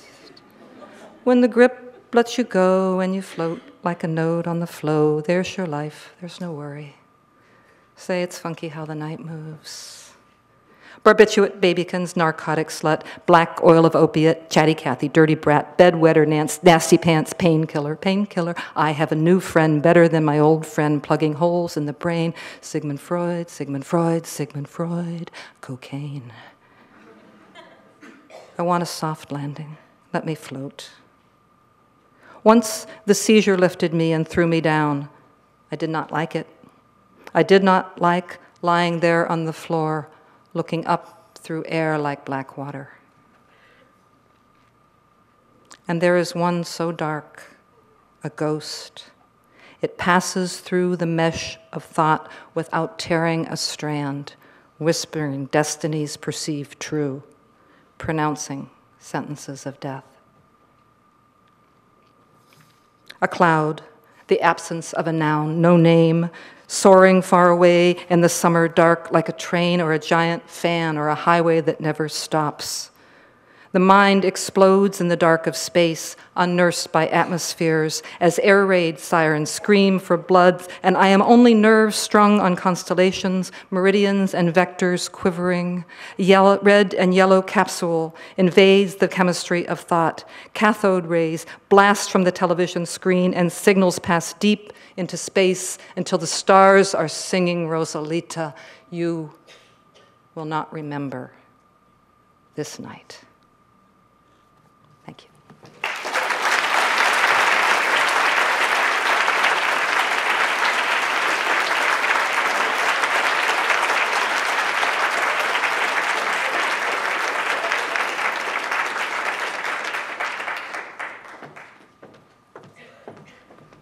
Hi. My book is about follows families in a Mumbai slum over the course of 3 years. And it's in a glancing way, I suppose, also about why unequal societies don't implode. The brief expert I'm going to read now is about a woman named Asha. And she's got an alcoholic husband, and she's got 3 children. And she finds in what some other people look at as a social problem, she finds that as a ticket out of the slums. Asha had by now seen past the obvious truth that Mumbai was a hive of hope and ambition to a profitable corollary. Mumbai was a place of festering grievance and ambient envy. Was there a soul in this enriching, unequal city who didn't blame his dissatisfactions on someone else? Wealthy citizens accused the slum dwellers of making the city filthy, even as an oversupply of human capital kept the wages of their maids and chauffeurs low. Slum dwellers complained about the obstacles the powerful erected to prevent them from sharing in new profit. And everyone everywhere complained about their neighbors. But in the 21st century city, fewer people joined up to take their disputes to the streets. As group identities based on caste, ethnicity, and religion gradually attenuated, anger and hope were being privatized, like so much else in Mumbai. This development increased the demand for canny mediators, human shock absorbers for the colliding, narrowly construed interests of one of the world's largest cities. Over time, of course, many shock absorbers lost their spring. But who was to say that a woman, a relative novelty, wouldn't prove to have a longer life? Guilt of the sort that had overcome the previous slumlord was an impediment to work in the city's back channels, and Asha considered it a luxury emotion. Corruption, it's all corruption, she told her children, fluttering her hands like two birds taking flight. Thank you.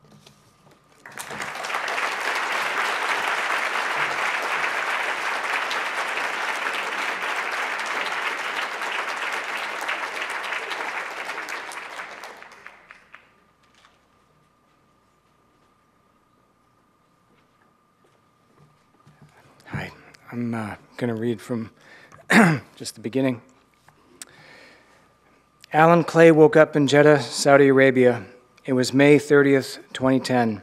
He had spent 2 days on planes to get there.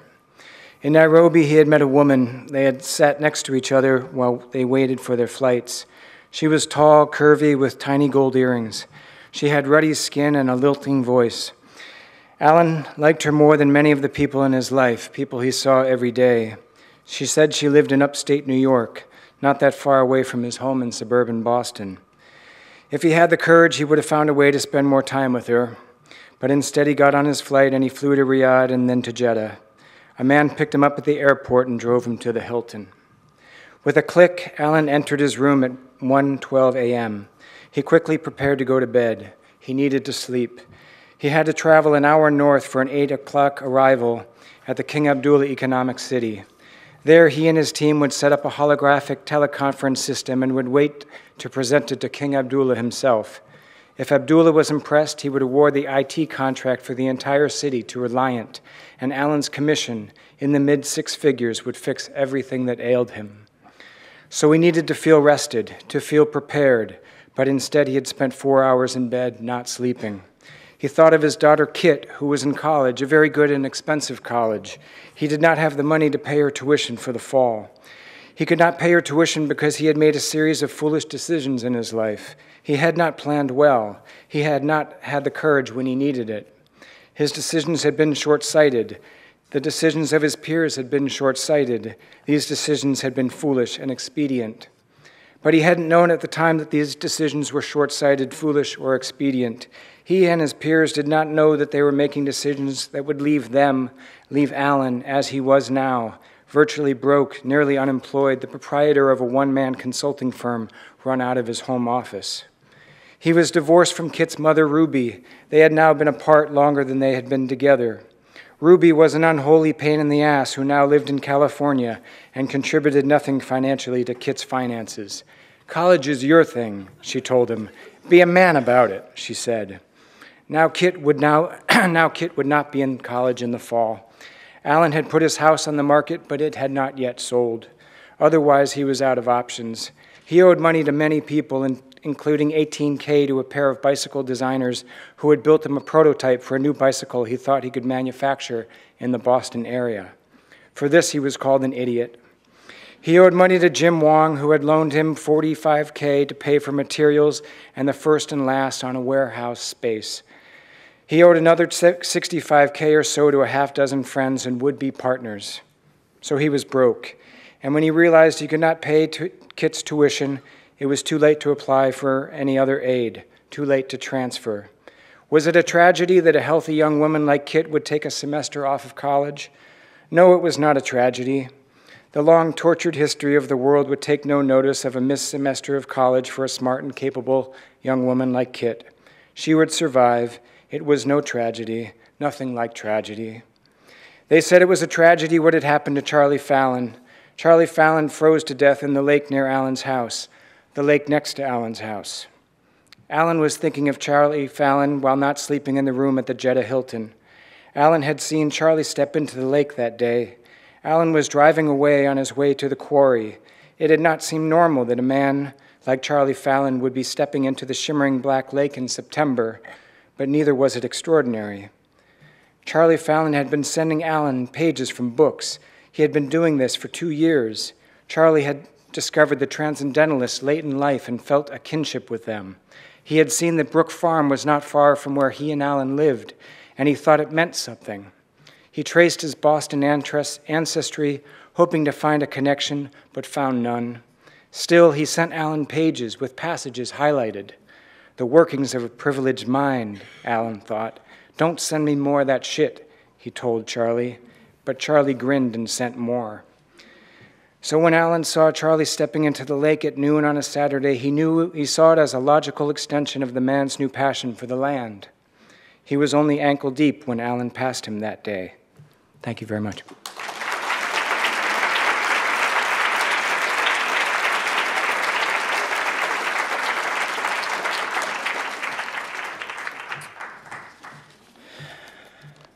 And last but not least, Group 5.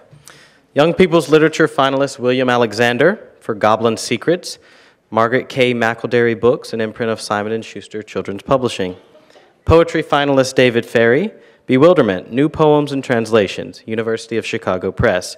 Nonfiction finalist Anne Applebaum, Iron Curtain, The Crushing of Eastern Europe, 1945 through 1956, Doubleday.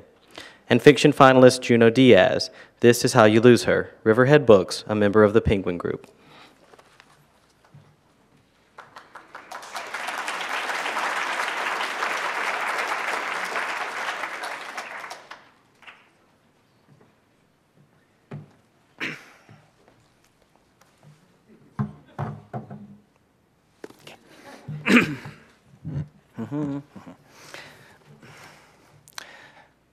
A goblin stepped on stage. Roni stared. He had never seen one of the changed before. This one was completely bald and taller than Roni thought goblins could get. His sharp ear tips stuck out sideways from his head, and his eyes were large and flecked with silver and brown. His skin was green, the deep green of thick moss and riverweed. His clothes were patched together from the fabric of all different colors. The goblin bowed. He set 2 lanterns at both corners of the stage and then stood in the center. He held several thin clubs in one hand. He watched the audience in a cruel and curious way, the way monkeys watch beetles before they pull off their wings and legs. Roni felt like he should be hiding behind something. When the goblin moved, finally throwing the clubs in the air with a snap of both sleeves, Roni flinched. The goblin started to juggle. Then he stomped his foot 3 times against the platform. A dragon puppet peered out through the curtain behind him. It was made of plaster and paper, and it glowed in golden colors. The puppet breathed fire over the stage. The goblin tossed his clubs up through the dragon breath, and each club caught fire at one end. Then the puppet roared and pulled back through the curtain. The goblin juggled fire. Roni tried jumping in place to get a better view. He wanted to be at the very front of the crowd, at the edge of the stage, and he tried to push between knees and shoulders to get there. He couldn't manage it. He clenched his hands and strained forward, but he couldn't force himself to move. "It will cost you 2 coppers to be any closer than this," said a voice. Roni looked. A small, round, and wrinkled goblin stood beside him. Roni took Graba's pennies from his coat pocket and dropped them in the goblin's hand. "Thank you," she said, nodding once. "You have paid your way through the audience wall, which is the 5th wall. So you are free to cross it and believe that it is not there and only made up of a song and a circle in the grass." The old goblin moved away. Roni could hear her voice at the edge of the crowd. 2 coppers, if you please, yes. He pushed forward, dodging around the knees of many tall people and working his way to the very front. It was easy enough to do. The fire juggling ended. The tall goblin extinguished the burning clubs, bowed, and withdrew.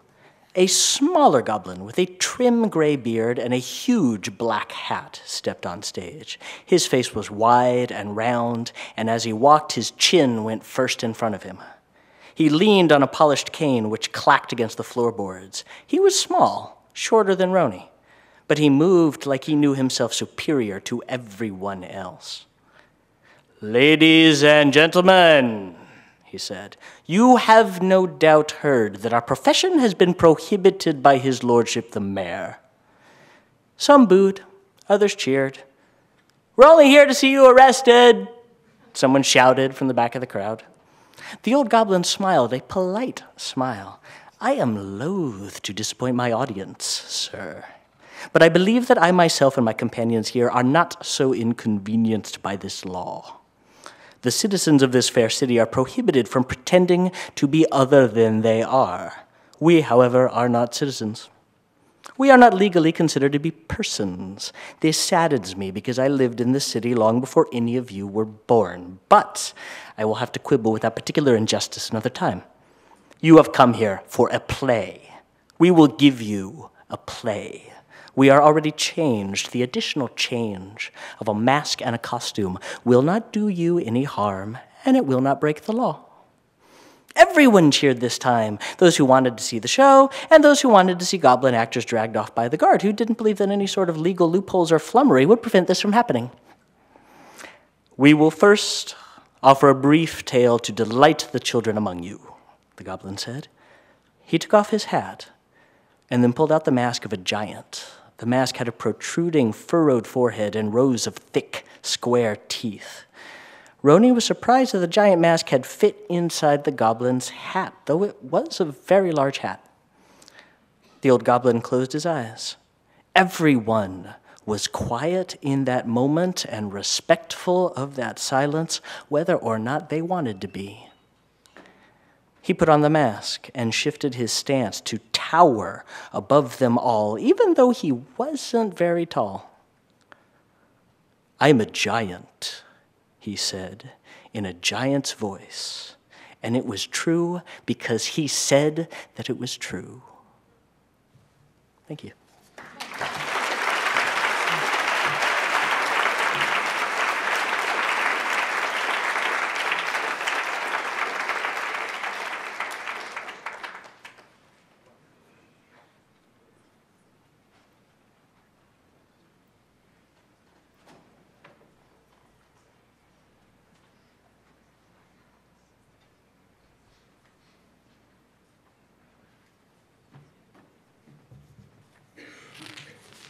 I'm going to read 3 or 4 short poems. The first one is about reading. It's called In the Library Room. Alone in the library room, even when others are there in the room, alone, except for themselves, there is the illusion of peace. The air in the room is stilled. There are reading lights on the tables, looking as if they're reading, looking as if they're studying the text and understanding, shedding light on what the words are saying. But under their steady, imbecile gaze, the page is blank, patiently waiting not to be blank. The page is blank until the mind that reads crosses the Black River, seeking the queen of the underworld, Persephone, where she sits by the side of the one who brought her there from Enna, Hades, the mute, the deaf, king of the dead letter. She is clothed in the beautiful garment of our 1,000 misunderstandings of the sacred text.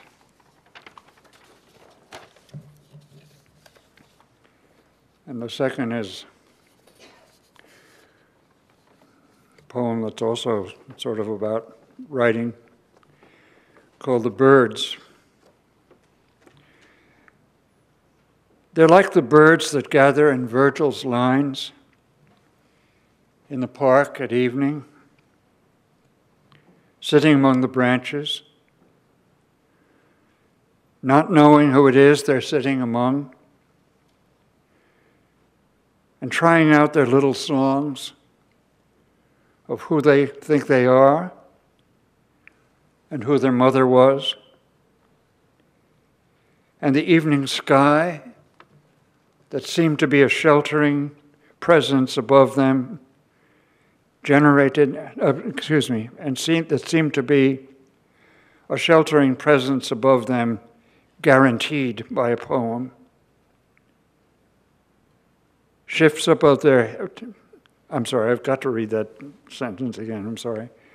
And the evening sky that seemed to be a sheltering presence above them, guaranteed by a poem, shifts above their heads and mutters darkly about the weather and what is going to happen. I don't know who it is I am sitting among. I can hear some notes tried out about the song that they're trying to sing, but I don't know what song it is. It's not exactly mine.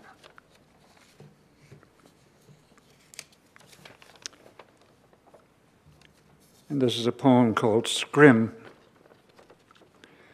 I sit here in a shelter behind the words of what I'm writing, looking out as if through a dim curtain of rain that keeps me in here. The words are like a scrim upon a page, obscuring what might be there beyond the scrim. I can dimly see there's something or someone there, but I can't tell if it's God or one of his angels or the past or future or who it is I love, my mother or father lost, or my lost sister, or my wife lost when I was too late to get there. I only know that there's something or somebody there. Tell me your name. How was it that I knew you?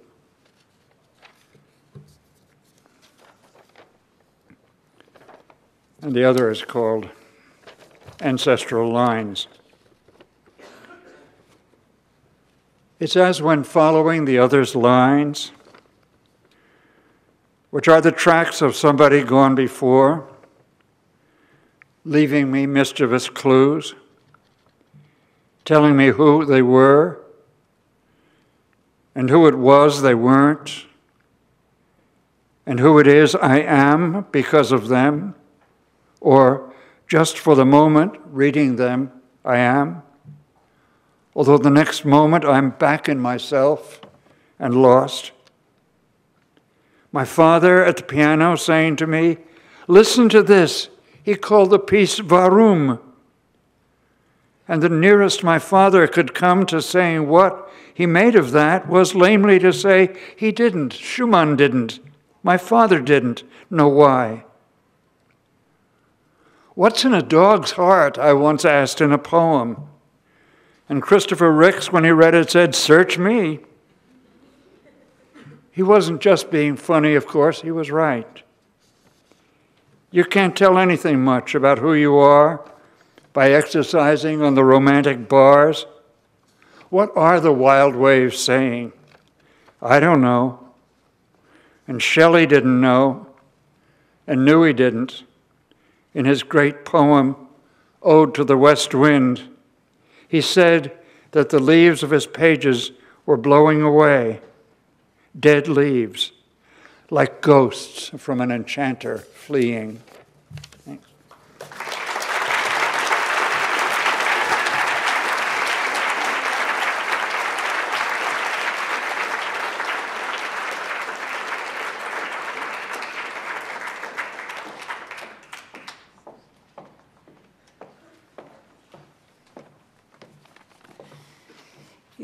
My book is about the Soviet conquest of Central Europe after World War II. In effect, it's about the beginning of the Cold War, but the Cold War begins with the end of another war, the Second World War. And so I'm going to begin really at the beginning of my book and introduce it that way. Explosions echoed through the night, and artillery fire could be heard throughout the day. Across Eastern Europe, the noise of falling bombs, rattling machine guns, rolling tanks, churning engines, and burning buildings heralded the approach of the Red Army. As the front line drew closer, the ground shook, the walls shivered, children screamed. And then it stopped. The end of the war, wherever and whenever it came, brought with it an abrupt and eerie silence. The night was far too quiet, wrote one anonymous chronicler of the war's end in Berlin. On the morning of the 27th of April, 1945, she went out of her front door and saw no one. Not a civilian in sight, she wrote. The Russians have the streets entirely to themselves, but under every building, people are whispering, quaking. Who could ever imagine such a world hidden here, so frightened, right in the middle of the big city? On the morning of 12th of February, 1945, the day the siege of Budapest came to an end, a Hungarian civil servant heard the same silence on the streets of Budapest. He wrote, I got to the castle district, not a soul anywhere. I walked along Verboci Street, nothing but bodies and ruins, supply carts and drays. I got to Shentaromsag Square and decided to look in at the council in case I found somebody there. Deserted. Everything turned upside down and not a soul. Even Warsaw, a city already destroyed by the time the war ended, the Nazi occupiers had razed it to the ground following the Warsaw Uprising in the autumn. Even Warsaw grew silent when the German army finally retreated on the 16th of January, 1945. Władysław Spielmann, one of a tiny handful of people hiding in the ruins of the city, heard the change. Silence fell, he wrote in his memoir, The Pianist. A silence such as even Warsaw, a dead city for the last 3 months, had not known before. I could not even hear the steps of the guards outside the building. I couldn't understand it. The following morning, the silence was broken by what he remembered as a loud and resonant noise, the last sound I expected. The Red Army had arrived, and loudspeakers were broadcasting in Polish the news of the liberation of the city. This was the moment sometimes called 0 hour, Stunde Null, the end of the war, the retreat of Germany, the arrival of the Soviet Union, the moment that the fighting ended and life started up again. Most histories of the communist takeover of Eastern Europe begin at precisely this moment, and logically so. To those who lived through this change of power, 0 hour felt very much like a turning point. Something very concrete came to an end, and something very new began. From now on, many people said to themselves, everything would be different. And it was. Thank you.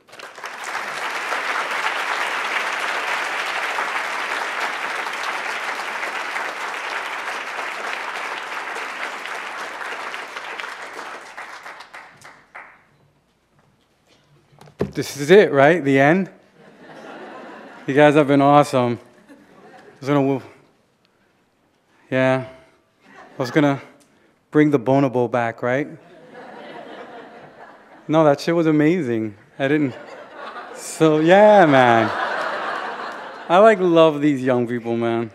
Thank you guys so much. This has been a tremendous honor, and it's been a wonderful, wonderful evening, and it's been a great honor to spend the last 4 weeks with all the finalists, and thank Harold, the National Book Award, for this.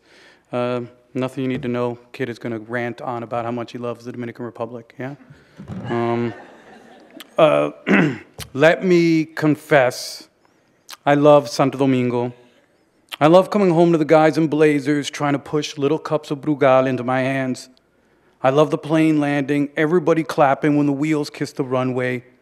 I love the fact that I'm the only nigga on board without a Cuban link or a flapjack of makeup on my face. I love the redhead woman on the way to meet the daughter she hasn't seen in 11 years, the gifts she holds on her lap like the bones of a saint. I love the gifts my mother packs, bags, something for the relatives and something for my girl Magda, a gift. You give this to her no matter what happens. If this was another kind of story, I would tell you about the sea, what it looks like after it's been forced into the sky through a blowhole, how when I'm driving in from the airport and see it like this, like shredded silver, I know I'm back for real. And I tell you about how many poor motherfuckers there are, more albinos, more cross-eyed niggers, more tigres than you'll ever see. And I tell you about the traffic, the entire history of the late 20th century automobiles swarming across every flat stretch of ground, a cosmology of battered cars, battered motorcycles, battered trucks, and battered buses, and an equal number of repair shops run by any fool with a wrench. And I would tell you about our shanties and our no running water faucets and the Sambos on our billboards and the fact that my family home comes equipped with the ever-reliable latrine. And I would tell you about my abuelo and his campo hands and how unhappy he is that I'm not sticking around. And I would tell you about the street where I was born, Calle 21, how it hasn't decided yet if it wants to be a slum or not, and how it has been in this state of indecision for years. But that would make this another kind of story, and I'm having enough trouble with this one as it is. You'll have to take my word for it. Santo Domingo is Santo Domingo. Let's pretend we all know what goes on there. Thank you.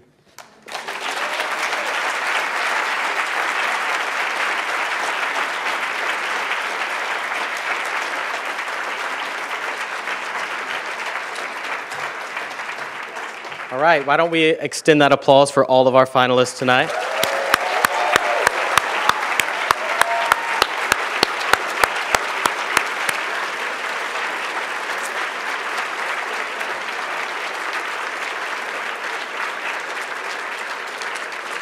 And we want to make sure to thank the volunteers and staff, as well as a special thanks to Robert Polito, Lori Lynn Turner, and the New School for hosting this event.